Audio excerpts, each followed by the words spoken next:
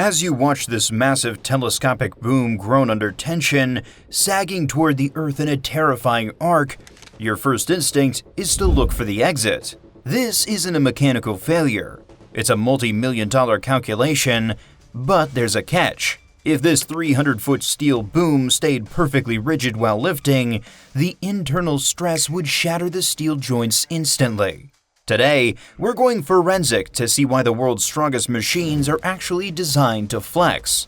As the hoist lines go taut, the tip dives 20 feet toward the ground. A terrifying arc that looks like a collapse, but is actually a mandatory safety feature. Yet, this bend hides a lethal phenomenon known as the ghost radius. If the computer misses this one hidden variable for a single second, the results are catastrophic.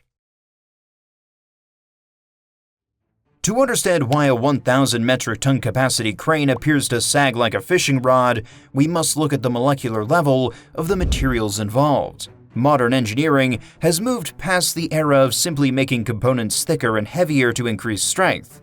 Instead, the industry relies on S960 High-Tensile Steel. This material is a marvel of metallurgical engineering, possessing a yield strength of 140,000 pounds per square inch, or 960 megapascals. Yield strength is the critical threshold where a material stops acting like a spring and starts to permanently deform. In heavy machinery, steel is not a static, unmoving object.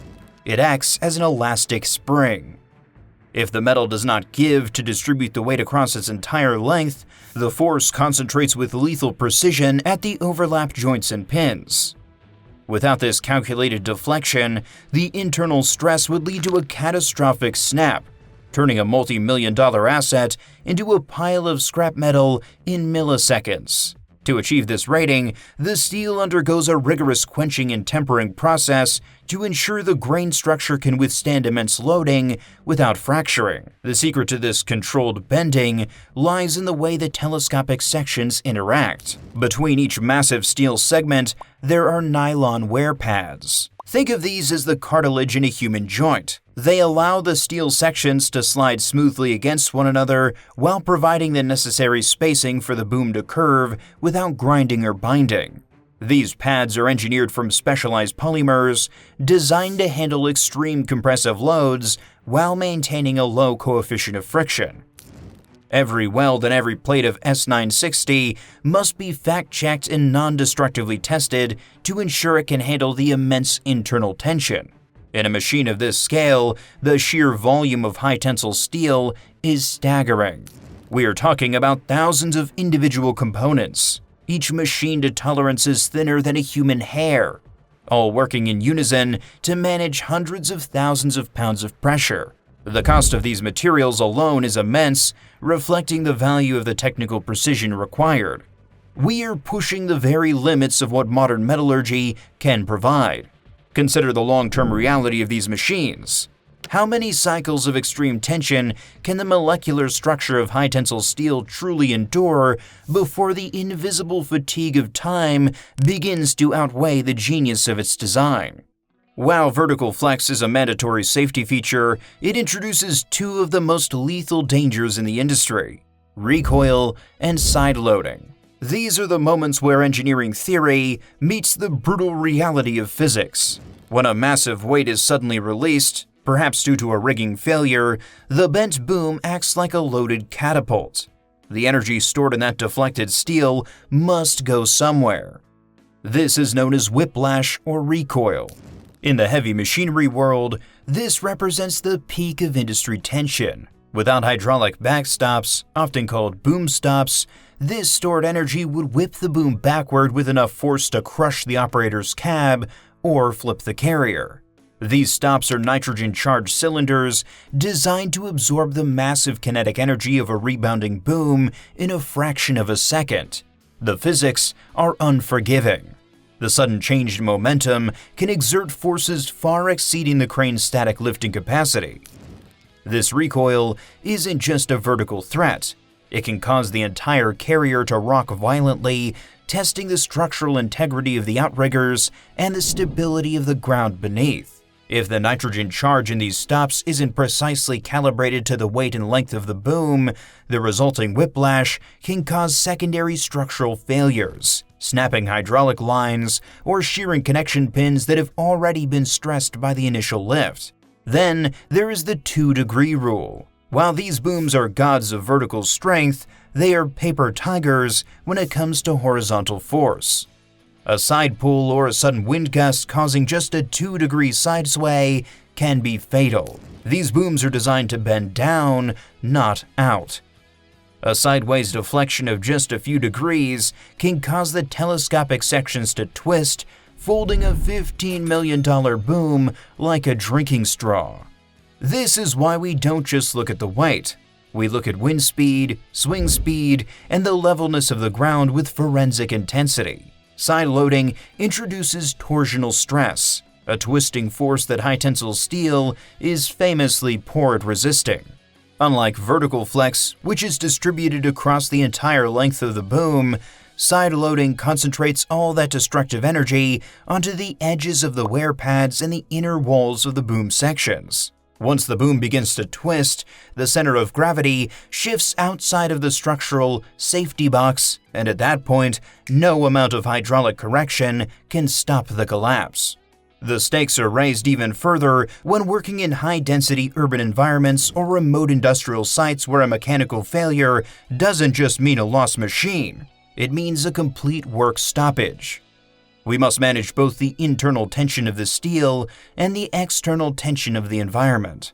At what point does the reliance on high-tech sensors begin to mask the fact that an operator is ultimately fighting a psychological battle against invisible forces of nature? Strength in modern heavy lifting is defined by the departure from traditional logic. The stronger the machine, the more it must be allowed to flex. This is most evident in the 1,000 metric ton class of hydraulic cranes, where the boom lengths can exceed 100 meters. At these lengths, if the boom remained perfectly straight, the leverage exerted by the weight would create a hinge point at the base of the crane that no amount of reinforcement could withstand. We utilize the fishing rod analogy because it is the most technically accurate way to describe the distribution of energy. A high-end fishing rod does not snap because the rod distributes that energy along its entire curve. The flex in a crane boom allows the entire structure to share the load. A stiff boom, by contrast, forces all that energy into the weakest points, the welds and collars. By allowing the steel to deflect, we are essentially using the entire volume of the boom as a structural spring. This managed elasticity allows the crane to absorb shock loads, sudden changes in tension caused by wind or small load movements that would otherwise shatter a rigid structure. It is a system designed to breathe under the crushing weight of gravity. However, this flex introduces a dangerous phenomenon known as the deflected radius. As the boom bends, the tip physically moves further away from the crane's center of gravity. Even if your boom angle hasn't changed, the deflection has increased your working radius. This is a dynamic shift that requires constant monitoring of the overturning moment. Safe deflection is typically 5 to 8% of the boom's total length. This means on a 100-meter boom, the tip might move 8 meters away from the carrier. That 8-meter gap isn't just a number. It is a massive increase in leverage that can suddenly pull the crane over its front outriggers. This is why the LMI, or load moment indicator, is the most critical piece of electronics on the deck. Radius in real time, by integrating data from pressure transducers in the lift cylinders and angle sensors on the boom segments. The LMI calculates the true radius by factoring in the known elastic modulus of the S960 steel and the current pressure on the boom head. If the system did not account for this swing out, the crane would tip forward, even if the weight on the hook was within the nominal capacity listed on the load chart.